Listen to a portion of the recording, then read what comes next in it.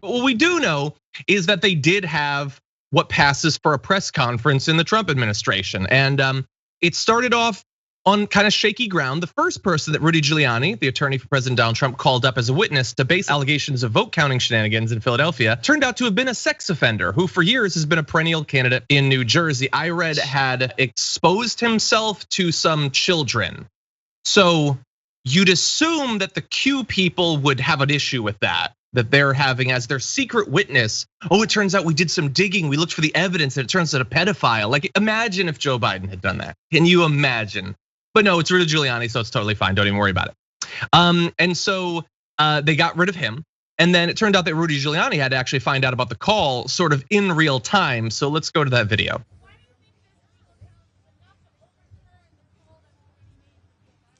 The poll? Because they don't decide the election. The call for Joe Biden is it? Who was it called by? Oh my goodness, all the networks. Wow. All the networks. We have to forget about the law.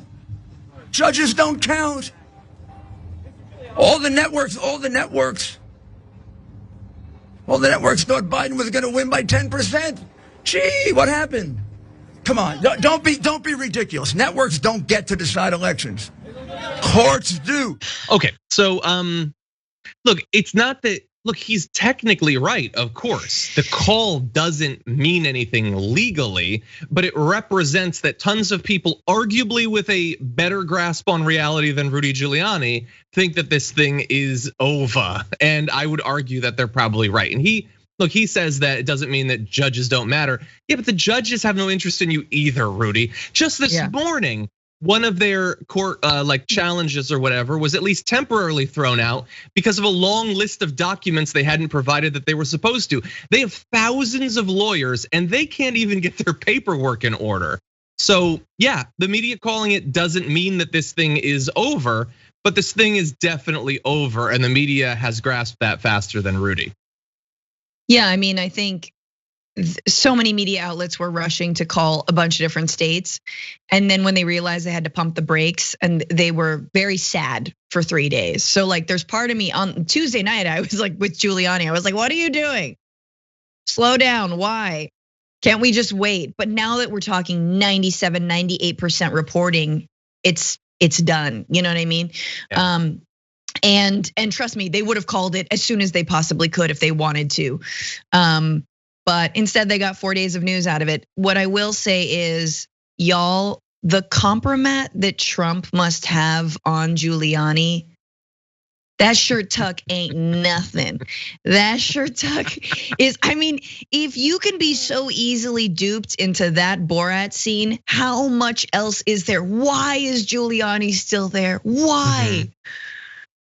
And also, when will he be just jowls?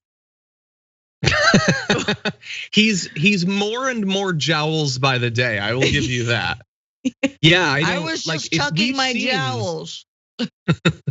We've seen what Borat did to him. I think Trump paid Ashton Kutcher to get some information on him.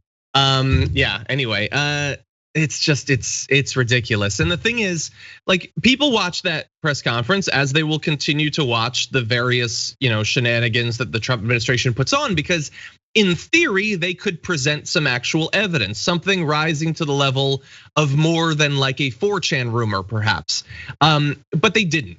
That was one of their perhaps last opportunities to get a handle on the narrative, and it was wasted. And so instead of providing some actual evidence of some sort of manipulation of the vote totals or something that gives evidence to their claims of voter fraud, instead, people are gonna look back on these last days of the Trump administration and they are going to remember the 4 seasons total landscaping. A lot of people have gotten in on the fun. By the afternoon on Saturday, Yelp had to slap the business's page with an unusual activity alert and temporarily disable comments because the comments did not reflect actual consumer experiences. They tended to be things more like this. A comment from Madison Frobisher said, when I was losing an election back in 2004, I knew exactly where to turn for a desperate last minute press conference. 4 seasons total landscaping has the best combination of gardening and Pennsylvania electoral law litigation services.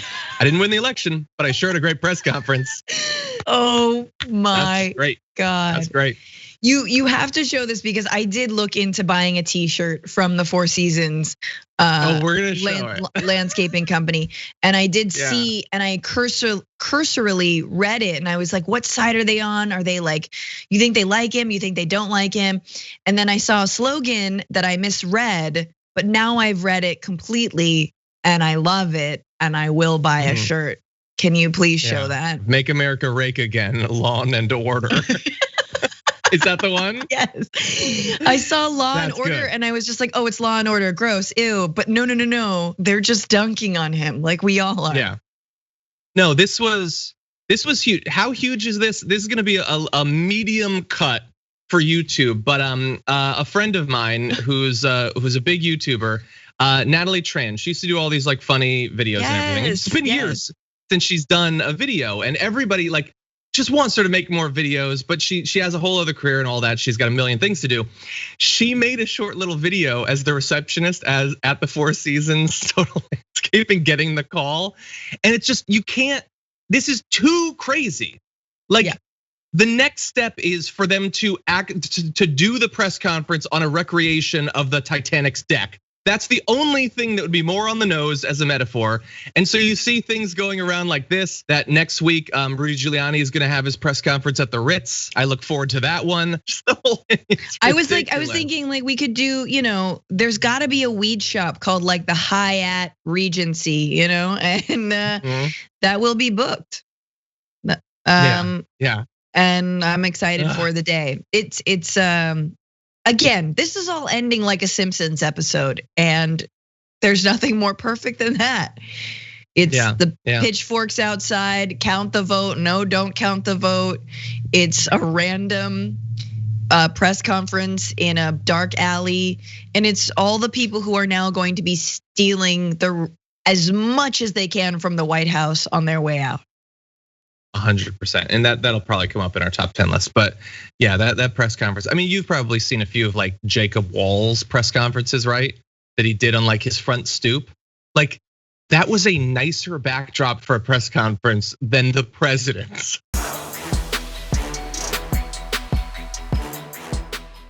For more political news breakdowns, interviews, stories of activism, and me trying my hardest to care about the occasional big celebrity news story, subscribe to our YouTube channel at youtube.com/The Damage Report. And you can ring the bell wherever it is so you don't miss anything.